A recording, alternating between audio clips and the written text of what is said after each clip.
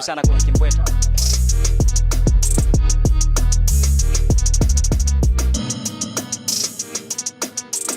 Hapa tuzungumze kidogo. Wengi wanaamini kwamba chuo kikuu ndio sehemu pekee ambayo mtu anaweza kuwa huru wa kufanya kitu anachokitaka kwa muda au pendao. Lakini uhuru uliopitiliza unaweza kusababisha athari hasi hasa kwa vijana wa vyuo vikuu. Leo kwenye Kimbweta tuko ndani ya Chuo Kikuu cha Mtakatifu Agustino cha Tanzania. Nikitaka kufahamu wao wanaelewa vipi uhuru unaweza kusababisha mabadiliko hasi kwa wanafunzi. Mimi ni Happiness ya Sheri. Ungana nami kwenye Kimbweta. Moja kwa moja nianze na upande wangu wa kulia hapa. Mambo? Poa. Unaitwa nani? Naitwa Benson. Benson, hivi ukisikia uhuru wewe unaelewa nini? Uhuru unaelewa kwamba ni kufanya kitu kwa maamuzi yako ila ukiwa ndani ya sheria na taratibu maalum. Sasa uhuru unaweza vipi kusababisha mmomonyoko wa maadili hasa kwa wanafunzi vyuoni? Uhuru unaweza kusababisha mmomonyoko wa maadili kwa wanafunzi kwa sababu mwanafunzi anakuwa hana ile limit au vidhibiti vya kumzuia yeye kufanya starehe zake au mambo yake ambayo anayaona yanafaa kwa maisha yake. Kwa hiyo unakuta anaenda beyond, yani nyuma ya kile ambacho atakiwa kukiishi akiwa chuo. Lakini mimi ninavyojua ama jamii inavyoelewa kwamba mtu mpaka kufikia yuko chuo kikuu ni mtu mzima, si ndio? Maana yake anajua ni nini anafanya na anaelewa kina athari gani kwake, si ndio? Yeah. Sasa inakuwaje unasema kwamba uhuru wa mtu ambaye kufanya kitu ambacho anajua anakifanya unaleta mabadiliko hasi kwake au unasababisha mmomonyoko wa maadili kwa upande wake? Kama unavyoona kwamba unavyojua secondary, primary, advanced, hizo ni shule ambazo tumepita tukiwa tuna limitiwa au tunabanwa katika uhuru fulani.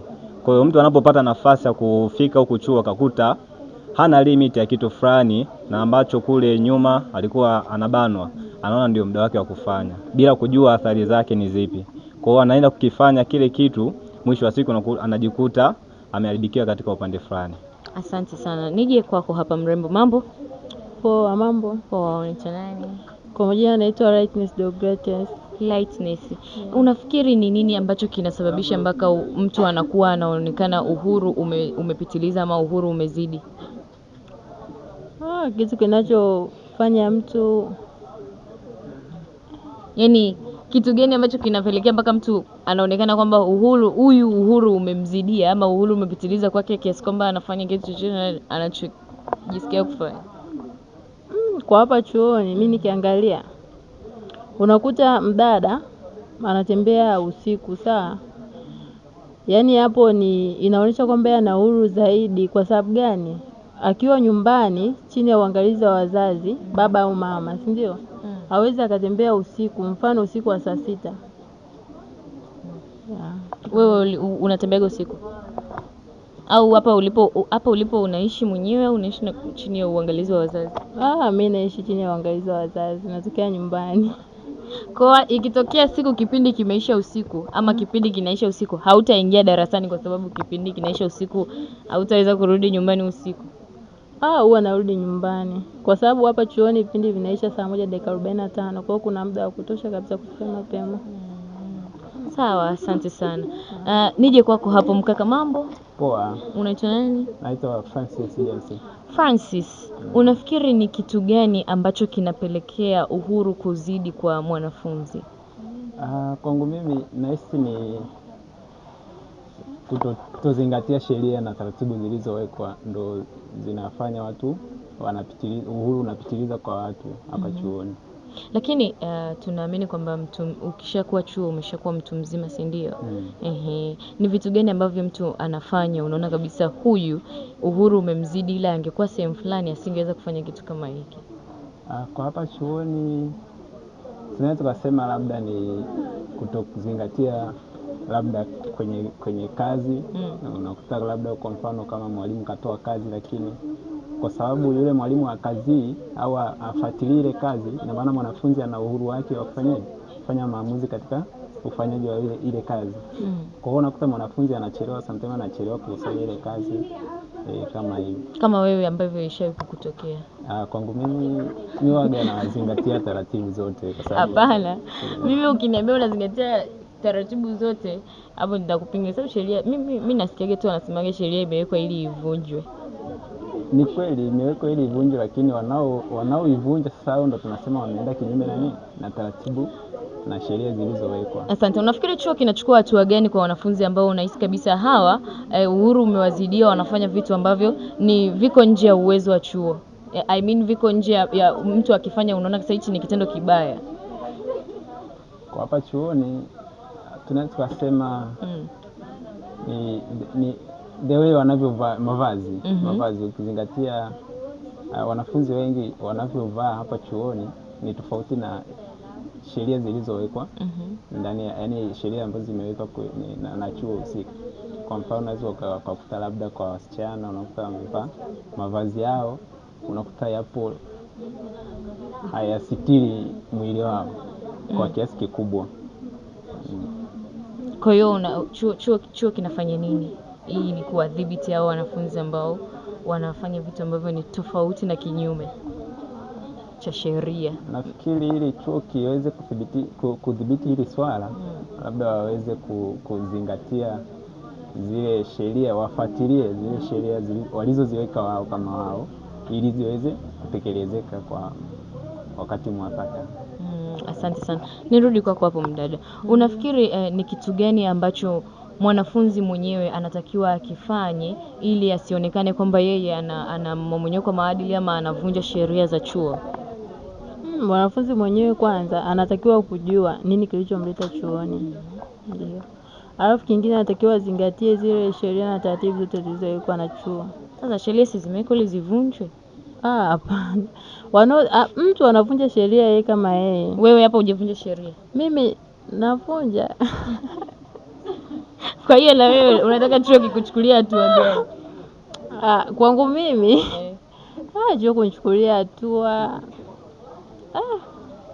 chuo kunichukulia, nishavunja sheria nikapewa adhabu, kwa hiyo sidhani kama. Na unawashauri nini wanafunzi kama wewe ambao wanavunja sheria? Kwa kutokana na nini? Kutokana na uhuru ambao umepitiliza. Na washauri wapate sheria kwa sababu kuna madhara. Kuna madhara kama kuchukuliwa ID, kunyang'anywa nguo hivyo. Imeshakukutokea umenyang'anywa nguo? Ndio. Kunitokea. Asante sana. Nirudi kwako hapo bro. Unafikiri ni madhara gani ambayo yanaweza yakasababishwa na uhuru uliopitiliza kwa wanafunzi? Madhara ambayo yanasababishwa na uhuru wa wanafunzi.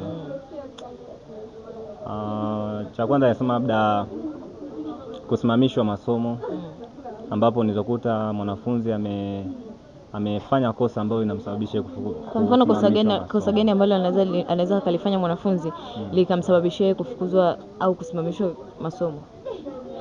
Mfano utumizi wa madawa ya kulevya au uvutaji bangi, na maana ukikutwa kwenye hiyo hatua lazima tu chuo kama chuo kitakuchukulia nini? Adhabu, sababu hiyo ni kinyume na sheria ya chuo. Asante. Mtazamaji wa Sauti TV, kufikia hapa tumemaliza kipengele chetu cha kwanza cha maswali na majibu katika kipindi cha Kimbweta, na sasa tunaingia kwenye kipengele chetu cha pili cha The Challenge.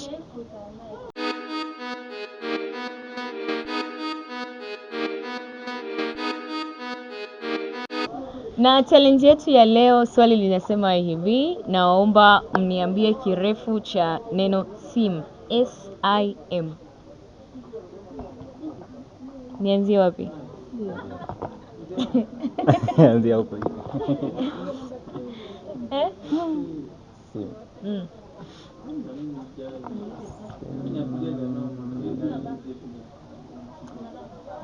Kwangu mimi naweza SIM ni social international media.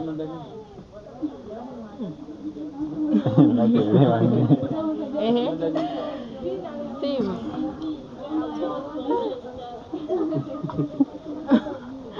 Kwangu mimi SIM. Send information. Send information. Send information. Aya, ukiwa unafikiria Kirefu cha neno simu. Yeah, SIM. SIMU.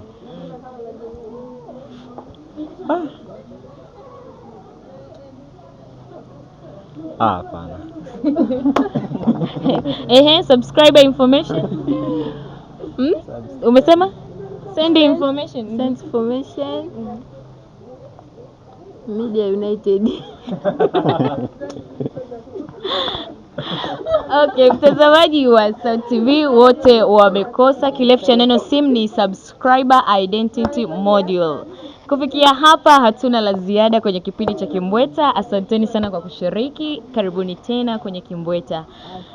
Mimi ni Happiness ya Sheri. Tukutane tena muda na wakati kama huu. Usiache kutufuatilia kwenye mitandao yetu ya kijamii kama vile Facebook, Instagram, YouTube pamoja na TikTok @SautiTV. Ciao.